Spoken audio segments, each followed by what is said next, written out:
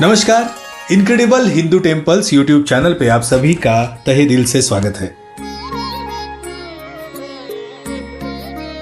पिछले भाग में हमने पट्टन कोडली स्थित विट्ठल बिरदेव मंदिर की जानकारी देखी।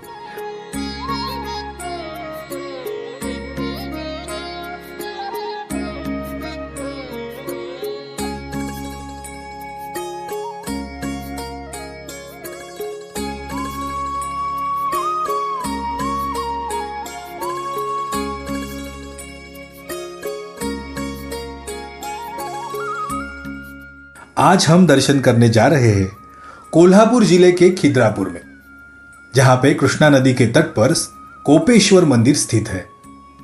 अनेक शिव मंदिरों की तरह इस शिव मंदिर का भी ऐतिहासिक और पौराणिक महत्व है।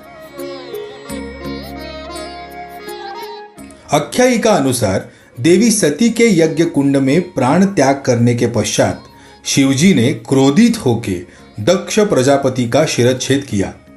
कोपेश्वर यानी क्रोधित शंकर को शांत करने हेतु भगवान विष्णु ने उन्हें यहां लाने का निर्णय लिया, इसलिए यह मंदिर कोपेश्वर नाम से प्रसिद्ध हुआ।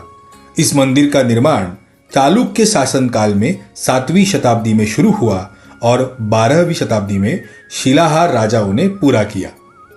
मंदिर और मंदिर परिसर भव्य है।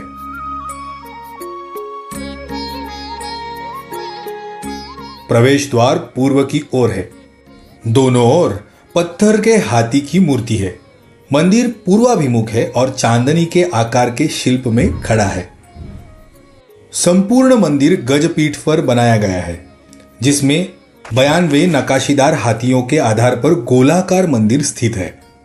मंदिर के प्रमुख 4 भाग हैं: स्वर्ग मंडप, सभा मंडप, अंतराल और गर्भगृह।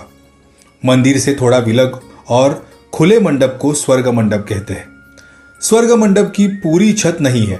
मंडप के मध्य भाग में रंगशिला है और आंतरिक भागों में कार्तिकेय और अष्टदिक्पाल यानी 8 दिशाओं के राजा उसमें स्थित है।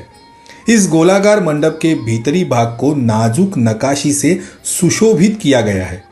इतिहासकारों ने रंगशिला का गोलाकार छत ग्रह नक्षत्रों के निरीक्षण हेतु खुला रखा ऐसा माना जाता है, जबकि कुछ लोग मानते हैं कि यज्ञ का धुआं बाहर जाने के लिए छत खुला रखा गया है। स्वर्ग मंडप पर 48 स्तंभ है। स्वर्ग मंडप के मध्य भाग से हमें ब्रह्मा, विष्णु और महेश के दर्शन होते हैं। मंडप के स्तंभ पर एक पत्थर की जाली है। स्वर्ग मंडप के अंदर एक सभा मंडप है। सभा मंडपों के दीवारों पर गवाक्ष यानी कि खिड़कियां हैं। उन पर विभिन्न कथाएं बनाई गई है।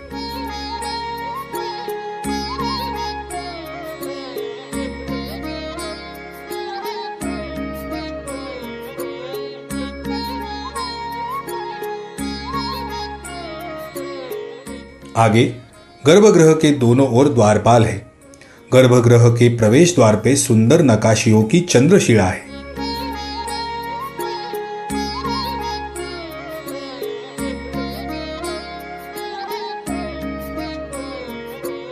द्वारपालों के नीचे दोनों ओर 5 मानवीय आकृतियां हैं।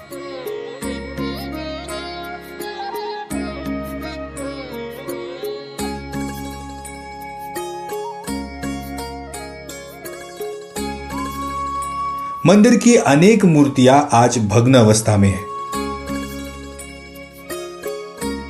गर्भगृह में 2 पिंडियां हैं।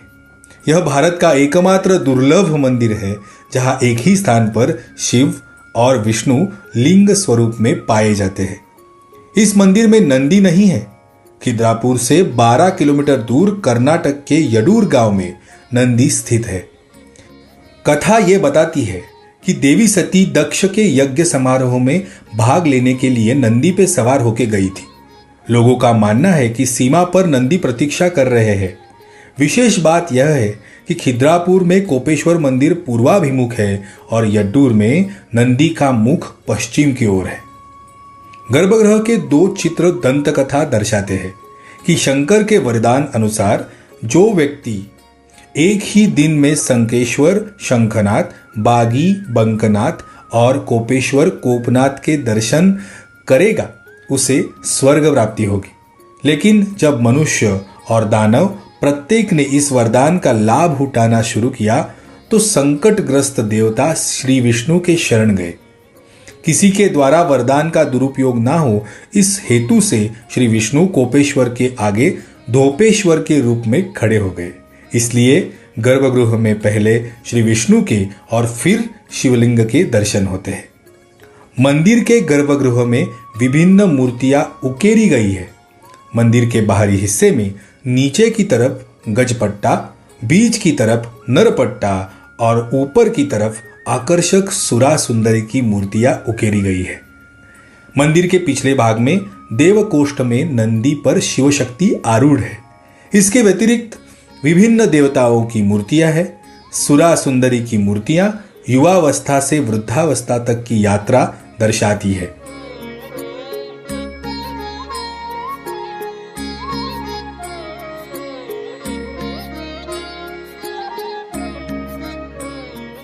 उत्तर दिशा की ओर मकर मुख है, जिसमें से गर्भगृह का तीर्थ बाहर निकल के अष्टकोणी पाषाण कुंड में आता है। अंतराल कक्ष में सप्त मातृ का पट है। दक्षिण द्वार पे एक प्राचीन शिलालेख है। इस शिलालेख में 1213 ईस्वी के युद्ध प्रसंगों का वर्णन है। यह सब संस्कृत भाषा में लिखा गया है। तो ऐसे सुंदर और अद्भुत स्थापत्य शैली वाला कोपेश्वर मंदिर देखने अवश्य आना चाहिए। आपको ये जानकारी कैसी लगी? अभिप्राय देने के लिए हमें कमेंट बॉक्स में जरूर कमेंट कीजिए और देखते रहिए incredible Hindu temple YouTube channel. धन्यवाद।